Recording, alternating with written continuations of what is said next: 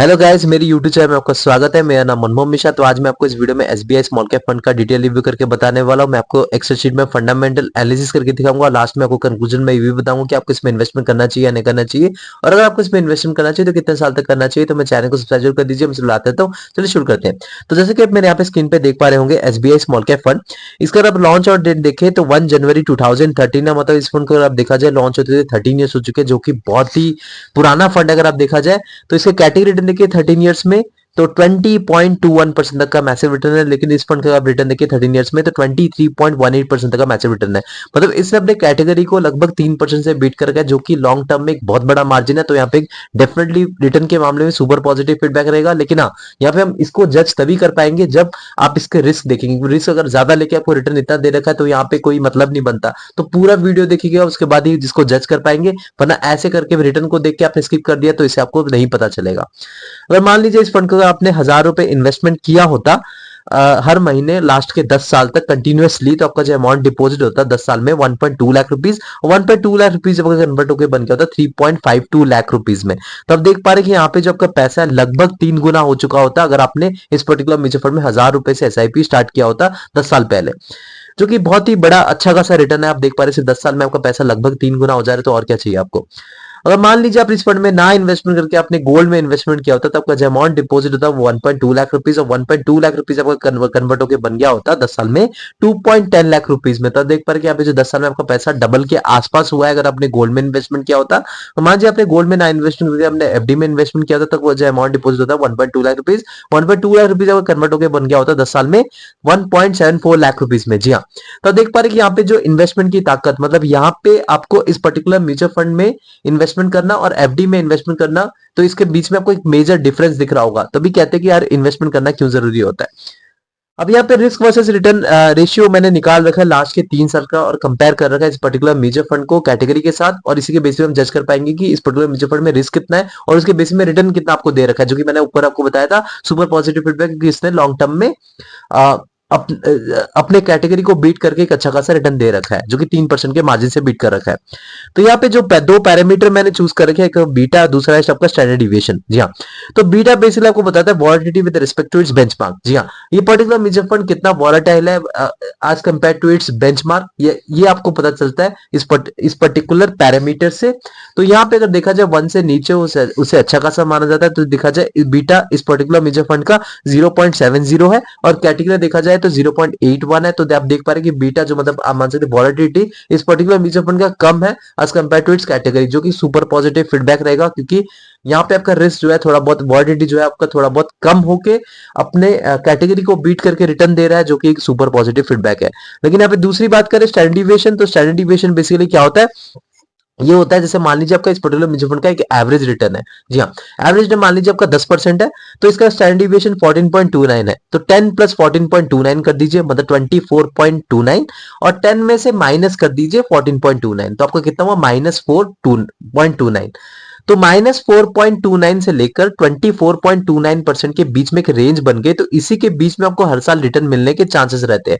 तो जितना कम हो उससे अच्छा खासा माना जाता है। तो इस पर्टिकुलर म्यूचुअल फंड का आप देखा जाए 14.29 है, और कैटेगरी देखा जाए तो 16.80, मतलब कैटेगरी ज्यादा रिस्क लेके चलता है, ज्यादा उसमें वॉलिडिटी आपको देखने को मिलती है। लेकिन इसमें जो है आपको वॉलिडिटी थोड़ा कम देखने को मिलती है। तो डेफिनेटली यहाँ पे रिस्क को कंपेयर करके यहाँ पे रिटर्न भी कैटेगरी बीटिंग है, तो रिटर्न है तो डेफिनेटली यहाँ पे एक सुपर पॉजिटिव फीडबैक रहेगा। रिस्क कम ले रहा है कैटेगरी से और कैटेगरी बीटिंग रिटर्न भी दे रहा है, तो और क्या चाहिए आपको। लेकिन ना यहाँ पे नीचे एक और पैरामीटर को हम चूज करेंगे, एक और चीज को चूज करेंगे, मतलब एक और चीज को कंसीडर करेंगे, वो है आपका मार्केट कैपिटलाइजेशन, सेक्टर एलोकेशन और फंड मैनेजर। तो ये जो 3 चीजें हैं इनके बारे में भी हम तो डिस्कस करेंगे, उसी के बेसिस में हम पूरा ओवरऑल जज करेंगे। तो यहाँ पे अगर देखा जाए रिटर्न वर्सेस कैटेगरी बात करें तो अबव एवरेज है, और रिस्क वर्सेस कैटेगरी बात करें तो बिलो एवरेज है। जी हाँ, तो मैं आपको एक चीज बता दूं, अगर मान लीजिए आप एक म्यूचुअल फंड को चूज करने में बहुत ही कंफ्यूज रहते हैं, आपको समझ नहीं आता कि म्यूचुअल फंड को कैसे पिक करें, तो मैंने एक बुक लिख करके आप यहाँ पे मैं देख पा रहे होंगे 100 mutual fund tips for beginners in India. तो आप ये इसका जो लिंक है मैंने डिस्क्रिप्शन में दे रखा है, और आप भी अभी बिगिनर्स हैं, मैं भी जैसे कभी कभार बिगिनर्स था, कभी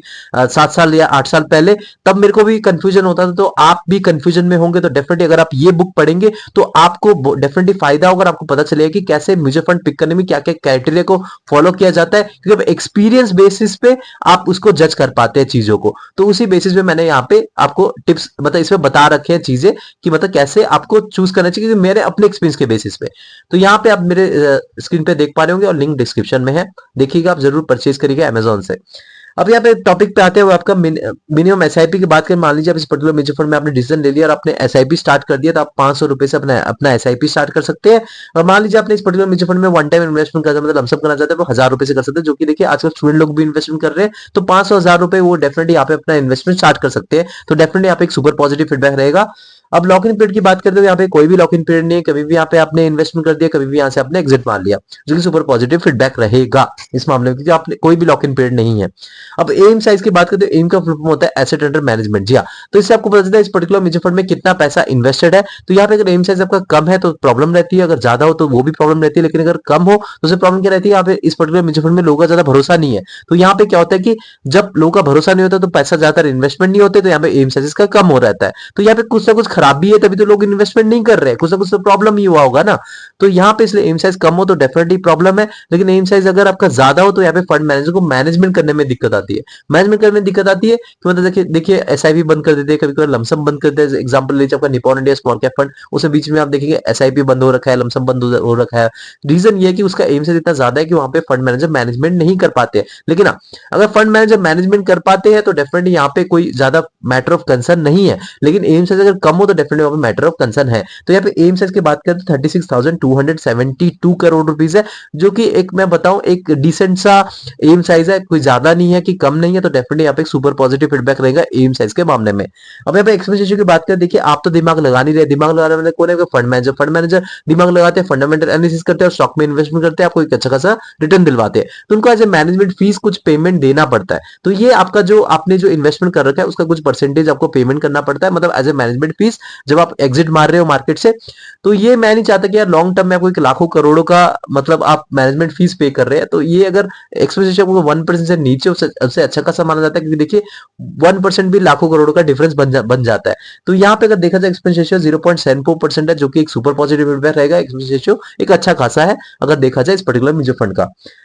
टैक्स इन्फॉर्मेशन की बात करें तो यहाँ पे मान लीजिए अपने एक साल से पहले एग्जिट मारी को प्रॉफिट बुकिंग कर लिए तो आपको 20% तक का टैक्स देना पड़ेगा प्रॉफिट पे। अगर एक साल के बाद आपने एग्जिट मारा तो कोई 12.5% तक का टैक्स देना पड़ेगा प्रॉफिट पे। तो मान लीजिए अपने एक साल से पहले एग्जिट मारा तो कोई 1% तक का एग्जिट लोड देना पड़ेगा। एक साल के बाद अपने एग्जिट मारा तो एग्जिट लोड देने की कोई जरूरत नहीं है।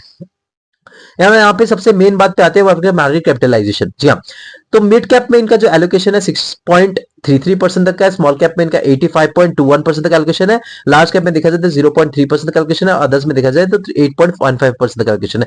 देखिए मैं आपको एक चीज बता देता हूँ, यहाँ पे आपका जो सेबी के गाइडलाइन के हिसाब से बताया गया कि अगर स्मॉल कैप कैटेगरी का म्यूचुअल फंड है तो यहाँ पे 65% तक का जो है स्मॉल कैप स्टॉक में इन्वेस्टमेंट करना जरूरी रहता है। तो यहाँ पे देखा जाए स्मॉल कैप पे 85.21% का एलोकेशन है, मतलब देख बार कि यहाँ पे मिनिमम वो 65% रख सकते थे और बाकी के जो बचे 20% जो है वो अपना लार्ज कैप में इन्वेस्टमेंट कर सकते थे, जो कि रिस्क बहुत थोड़ा और कम कर देता, लेकिन उन्होंने वो किया नहीं है। यहाँ पे 85% तक का जो एलोकेशन है वो ज्यादातर स्मॉल कैप में ही इन्वेस्टमेंट हो रखा है। तो डेफिनेटली यहाँ पे बहुत ज्यादा रिस्क बन जाता है मार्केट कैपिटलाइजेशन के मामले में। लेकिन देखिए यहाँ पे जो एलोकेशन है टोटली डिपेंड करता है फंड मैनेजर को, फंड मैनेजर कभी भी चेंज करते हैं, लेकिन अभी के टाइम में बहुत ज्यादा रिस्क लेके चल रहा है एलोकेशन, मतलब एलोकेशन के मामले में देखा जाए। देखिए आप बोलेंगे पास्ट में तो इसका अच्छा खासा डेटा है, मतलब रिस्क कम लेके चल रहा है, लेकिन पास्ट का डेटा, फ्यूचर का डेटा या प्रेजेंट का डेटा डिटरमाइन नहीं कर पाते, क्योंकि पास्ट में इनका एक स्ट्रेटेजी रही है कि कम रिस्क लेके रिटर्न ज्यादा देना, कैटेगरी बीटिंग रिटर्न देना, लेकिन अभी के दौरान क्या रही है वो हम इसे जज नहीं कर पाते हैं ये, क्योंकि स्ट्रेटेजी हर वक्त चेंज होती रहती है। लेकिन अभी के मामले में मैं बताऊं तो मार्केट कैपिटलाइजेशन के मामले में यहाँ पे रिस्क थोड़ा ज्यादा बन जाता है प्रेजेंट टाइम में। तो डेफिनेटली यहाँ पे एक नेगेटिव फीडबैक दूंगा मार्केट कैपिटलाइजेशन के मामले में। यहाँ पे स्मॉल कैप का एलोकेशन कम करके लार्ज कैप का एलोकेशन बढ़ा सकते हैं, लेकिन उन्होंने ये किया नहीं है। अब यहाँ पे टॉप 5 सेक्टर एलोकेशन की बात करते हैं, यहाँ पे इंडस्ट्रियल सेक्टर में इनका 29.64% का एलोकेशन है, कंज्यूमर साइकिल में इनका 25.41% का एलोकेशन है, फाइनेंशियल सर्विसेज में इनका 17.32% का एलोकेशन है, बेसिक मेटल्स में इनका 14.59% का एलोकेशन है, कंज्यूमर डिफेंसिव में इनका 4.51% का एलोकेशन है। तो देखा जाए 5 जो सेक्टर्स है उसमें अच्छा खासा डाइवर्सिफिकेशन हो रखा है। तो यहाँ पे मैं एक पॉजिटिव फीडबैक दूंगा, लेकिन इतना अच्छा खासा फीडबैक नहीं दूंगा, मैं इसको एवरेज से पॉजिटिव फीडबैक मान सकता हूँ, मतलब बुरा भी नहीं बोलूंगा कि अच्छा नहीं बोलूंगा, एवरेज फीडबैक मान सकते हैं। रीजन ये है कि यहाँ पे जो ऊपर के जो 4 सेक्टर है उसमें ज्यादातर डिपेंडेंसीज बनी हुई है। आप देख पा रहे हैं कि ज्यादा एलोकेशन हो रखा है। 5वां सेक्टर तो 4.51% जो कि बहुत ही मिनिमल है, लेकिन ये टोटली डिपेंडेंट है 4 सेक्टर में। तो यहाँ पे एक सेक्टर में थोड़ा ज्यादा और एलोकेशन कर सकते थे और थोड़ा बहुत कम कर सकते थे इंडस्ट्री सेक्टर में। तो यहाँ पे इन्होंने ये थोड़ा बहुत रिस्क ले रखा है कि प्रॉपरली डाइवर्सिफिकेशन कर रखा है, लेकिन इतना नहीं। और अगर एक करते तो ज्यादा सही रहता, तो इसलिए मैं नेगेटिव फीडबैक भी नहीं दे रहा हूं, लेकिन 5 मिनिमम जो होते हैं सेक्टर में एक अच्छा खासा प्रॉपर डाइवर्सिफिकेशन होना जरूरी रहता है। फंड मैनेजर की बात करते हैं, फंड मैनेजर है, इनका एक्सपीरियंस, इनका नाम है आर श्रीनिवासन। इनका एक्सपीरियंस है 16.66 ईयर्स का, जो कि बहुत ज्यादा एक्सपीरियंस फंड मैनेजर। तो आप इनके बारे में हिस्ट्री ट्रैक कर सकते हैं, पास्ट के बारे में जान सकते हैं, पास्ट में उन्होंने कैसे रिटर्न दिलवा रखे हैं और उनकी स्ट्रेटेजी क्या होती है। तो यहाँ पे डेफिनेटली सुपर पॉजिटिव रहेगा, क्योंकि देखिए एक फंड मैनेजर का एक्सपीरियंस होना जरूरी होता है, क्योंकि उनको पता होना चाहिए पास्ट में कैसे उन्होंने स्ट्रेटेजी फॉलो की, कैसे उन्होंने रिटर्न दिलवा रखा है। तो वो कॉन्फिडेंट रहेंगे और आप भी कॉन्फिडेंट रहेंगे। तो लेकिन एक यहाँ पे नेगेटिव चीज है कि यहाँ पे फंड मैनेजर एक दो और होना जरूरी था, क्योंकि यहाँ पे फंड मैनेजर को मैनेजमेंट करने में भी दिक्कत आ सकती है। क्योंकि देखिए यहाँ पे फंड मैनेजर एएम साइज की बात करें तो 36,272 करोड़ रुपीज है। भले ही एम साइज इतना ज्यादा नहीं है, ठीक ठाक सा एम साइज आप इसको मान सकते हैं, लेकिन फिर भी यहाँ पे फंड मैनेजर और एक दो और होते तो वहां पे थोड़ा बहुत ये मेंटेन कर पाते, मतलब इसको थोड़ा बहुत मैनेजमेंट कर पाते। लेकिन यहाँ पे अगर ये फंड मैनेजर अकेले मैनेज कर लेते, क्योंकि एक्सपीरियंस बहुत ज्यादा है, तो इसमें कोई प्रॉब्लम फेस करने को नहीं पड़ेगा। लेकिन फिर भी मैं इसको एक एवरेज सा फीडबैक दूंगा, क्योंकि क्वालिटी के मामले में डेफिनेटली सुपर पॉजिटिव फीडबैक है, लेकिन क्वांटिटी के मामले में थोड़ा यहाँ पे नेगेटिव फीडबैक है, क्योंकि यहाँ पे एक दो और फंड मैनेजर हो सकते थे। अब रेटिंग की बात करें तो पर्सनल रेटिंग मैंने 4/5 रेटिंग दे रखी, क्योंकि रीजन देखिए जो इनका टॉप 5 सेक्टरल एलोकेशन है, यहाँ पे थोड़ा डाइवर्सिफिकेशन हो सकता था। और जो मार्केट कैपिटलाइजेशन है उसमें स्मॉल कैप का इन्वेस्टमेंट कम होके लार्ज कैप की तरफ डाइवर्सिफिकेशन हो सकता था, मतलब लार्ज कैप जो बड़ी कंपनीज में इन्वेस्टमेंट हो सकता था। लेकिन यहाँ पे इन्होंने रिस्क बहुत ज्यादा ले रखा है, तो यहाँ पे एक नेगेटिव फीडबैक बन जाता है। लेकिन हाँ, 4 मैंने इसको रेटिंग इसलिए दे रखा है क्योंकि यहाँ पे जो अगर आप इसका स्टैंडर्ड डिविएशन और बीटा देखेंगे कैटेगरी कंपैरिजन में, जो कि कम है, तो अगर पास में देखा जाए तो रिस्क और वॉलिडिटी इसकी कम रही है कैटेगरी से, और कैटेगरी बीटिंग रिटर्न भी है लॉन्ग टर्म में अगर आप देखा जाए 13 ईयर्स में। तो इसीलिए मैंने यहाँ पे जो रेटिंग है इसको 4/5 रेटिंग दे रखी है, जो कि अच्छा खासा रेटिंग है। लेकिन एक रेटिंग मैंने इसलिए काट रखा है क्योंकि मार्केट कैपिटलाइजेशन में थोड़ा ज्यादा रिस्क ले रखा है अभी के दौरान, और जो आपका सेक्टर एलोकेशन 4 में हो रखा है, एक थोड़ा बढ़ा सकते थे, और फंड मैनेजर थोड़ा बहुत और 2-4 रख सकते थे, मैनेजमेंट में ज्यादा दिक्कत नहीं आती। लेकिन फिर भी अगर ये मैनेज कर लेते कोई ज्यादा प्रॉब्लम बात नहीं, क्योंकि ये ज्यादा एक्सपीरियंस फंड मैनेजर है। तो ओवरऑल मैं आपको बता दूं, अगर मान लीजिए आपका टाइम फ्रेम 7 से 10 साल है, और अगर आपके पास एक्स्ट्रा पैसा है, मतलब मान लीजिए आपको इमरजेंसी टाइम में पैसा ही नहीं चाहिए, आप ऐसा इन्वेस्टमेंट करें कि भूल जाए, आपने एसआईपी कर लिया, मानते हैं 1,000 रुपए 2,000 रुपए आप कर रहे हैं, आप भूल जाए, आपसे सोचिए पैसे गए मेरे, तो तभी आप ऐसे म्यूचुअल फंड में इन्वेस्टमेंट करें, वरना बिल्कुल ही मत करिए। क्योंकि यहाँ पे आप देख पा रहे हैं कि 85% तक का एलोकेशन स्मॉल कैप में हो रखा है, जो कि छोटी कंपनी है, और छोटी कंपनी आपको पता है कि वो या तो बहुत अच्छा खासा रिटर्न दिलवा सकती है, या तो पूरी तरह से डूब सकती है। तो ये एक थोड़ा रहता है। लेकिन फिर भी अगर आप इंडियन देखिए, अभी डेवलपिंग नेशन है, डेवलपिंग नेशन में देखा जाए तो स्मॉल कैप कंपनीज जो होती है उनमें ज्यादा पोटेंशियल रहता है। जो डेवलप्ड नेशन है जैसे यूएसए हो गया, उनमें स्मॉल कैप कंपनी का ज्यादा इतना वो नहीं रहता, पोटेंशियल नहीं रहता। लेकिन यहाँ पे जो इंडिया में देखा जाए, अभी डेफिनेटली यहाँ पे पोटेंशियल है स्मॉल कैप कंपनीज का, तो इसीलिए यहाँ पे पॉजिटिव, उस मामले में अगर पॉजिटिव देखा जाएगा। लेकिन ना ये रिटर्न टोटली डिपेंड करेगा आपके फंड मैनेजर के एक्सपीरियंस पे, टोटल फंड मैनेजर की स्ट्रेटेजी पे, और आपका मार्केट कंडीशन पे। जी हाँ, तो उसी बेसिस पे कोई रिटर्न मिलेगा, तो आप खुद रिसर्च करके इन्वेस्टमेंट करिएगा। इनकी मैंने बोल दिया, आपने जाके बाकी इन्वेस्टमेंट कर दिया। तो मैं चैनल को सब्सक्राइब कर दीजिए, मैं लाता रहता हूँ। Thank you.